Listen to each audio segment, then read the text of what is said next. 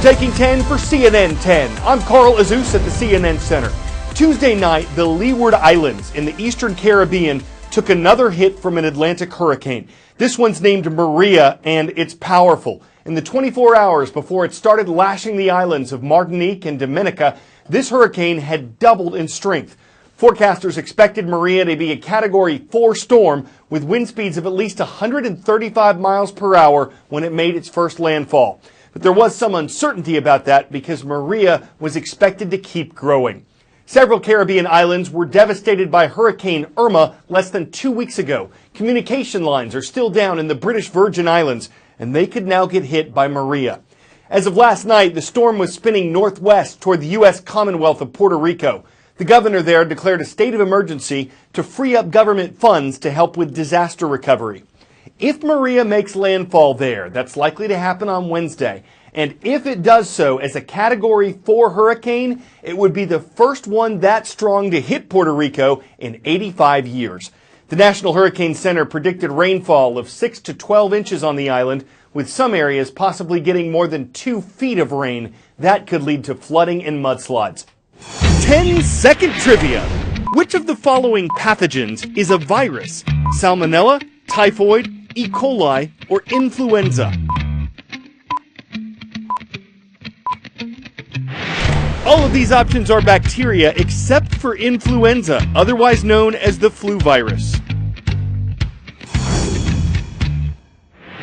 Anyone can catch the flu at any time, but there is a flu season in the U.S. when epidemics are more likely to happen. It often starts in October, hits its peak in midwinter, and can stick around as late as May. Scientists don't know exactly why the flu flourishes in fall and winter months, but they think because people spend more time indoors in groups, because they get less vitamin D from the sun, which improves the immune system, and because the air is colder and drier in the winter. These factors could all help the virus spread from one person to another. Most people survive most flu strains, getting sick for a week or two when they catch the flu.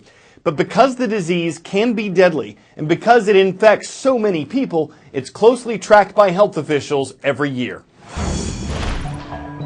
Influenza, better known as the flu, is a respiratory infection that typically lives in birds, such as chickens and ducks. It's a very impressive virus that can exchange parts of its genome, which are like its internal instructions, with other influenza viruses and even take on their traits. A major outbreak of the flu typically occurs every 2 to 3 years. In 1918, the Spanish flu killed nearly 3% of the human population. In 2009, the swine flu reached international headlines as it circled the globe, infecting millions. Today, what would a large-scale flu pandemic look like? Well, it could get very bad very quickly. You could expect basic services to break down because of people staying home from work, hospitals to be overwhelmed with sick patients, and other supplies such as food and other items to become scarce. International trade and travel could also become disrupted or severely delayed. Basically, our way of life could grind to a halt. Here's the good news. The government has a well-developed pandemic response around the flu. It's modeled after what they're calling a zombie response. Biosurveillance programs that try to predict which strains of the virus will become the most prominent during a given flu season run year-round. Vaccines against the flu also prevent over 5 million cases annually. The flu may be an everyday threat, but it's one you can prevent and prepare for. From the Pop Warner League to the NFL, football season is in full swing in America. So are concerns about concussions. While football isn't the only sport that regularly sees these brain injuries, they often occur in soccer too. Football accounts for the most concussions per year. So a lot of research has gone into designing helmets that better protect the brain. Visus is one company doing this. Its 01 helmets sell for about $1,500 each. The average helmet for a college team can go for $400 or less. By now you've heard the familiar story. Football has a concussion problem. The head as a weapon on every single play of every single game, of every single practice. Today's football helmets are effective at doing what they were invented to do: prevent skull fractures and brain bleeds. But they don't do much to decrease the force placed on a player's brain in a collision.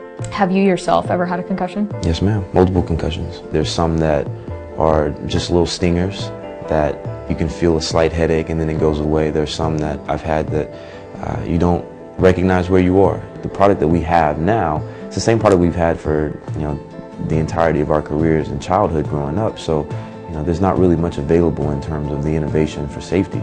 Really, there's not much you can be concerned about because of the fact it's either you play or you don't play. That's where Vices comes in, a startup that's turning helmet design on its head. We've completely redesigned the helmet from scratch. Linear forces are less likely to cause a concussion than rotational forces. What we wanted to do was try and address rotational force and reduce the energy that came to the outside of the head. Current helmets on the market have 2 layers, a hard outer shell and an inner liner of foam padding. The Vices helmet has 4 layers. The helmet works much like a car bumper, crumpling to absorb force before it can reach a player's brain. We wanted to employ some of those principles that have been used in automotive safety. The idea of a crumple zone or bumper, a helmet that yielded and therefore slowed impact forces before they reached the head and brain.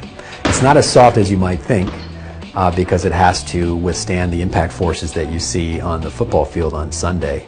Why columns? And the columns are able to buckle when there's force applied, but they can also move what we call omnidirectionally. So if you get one of these side impacts or shearing type impacts, the columns can actually move back and forth. And so by doing that, they can absorb these rotational type forces that occur. Vices won $500,000 as part of the NFL's Head Health Challenge with General Electric and Under Armour. And the company has a roster of current and former players supporting its efforts. Why invest? Why not just say, I'll wear the helmet? You gotta put your money where your mouth is, right? We're dealing with something right now that is threatening the future of our sport. And the only way that we can attack that and solve the issue is by making innovative technology available for the athletes that are playing the game. Vices is careful to say that no helmet, including its own, can prevent concussions. In fact, experts don't fully understand if there's any way to prevent concussions, period. The best treatment for concussion is prevention. Linemen in football who have subconcussive blows, they get hit on every play. Is it possible that their brains are being injured, not big injuries once, but multiple injuries every play? Now, will improved technology partially prevent? One can only hope so, but that's necessary but not sufficient. How do we know that your helmet will actually be effective? Currently, helmets are assessed based on their ability to reduce impact forces. Our job is to create a helmet that mitigates those impact forces more effectively than others. How that translates to concussion risk, we don't know. Right now, we can demonstrate and prove that we can reduce impact forces, and we can do that better than any helmet on the market.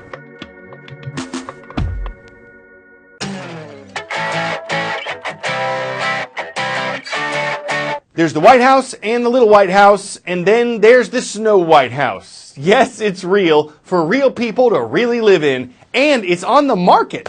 It's 2,800 square feet, sits on 5 acres in Washington State. It has 4 bedrooms, 5 baths, 7 dwarfs. Okay, not them. But it is a relatively faithful replica of the Disney cartoon house. Just don't trust any neighbors who offer you an apple. Now, if you're thinking, I'm wishing I could have that, you'll need more than a smile and a song. The magic mirror on the wall says it goes for $775,000, which even some Disney fans would say is too high. Oh! But the owner's not bashful about putting a price on a fairy tale. I'm Carl Azus, and CNN10 hopes you live happily ever after.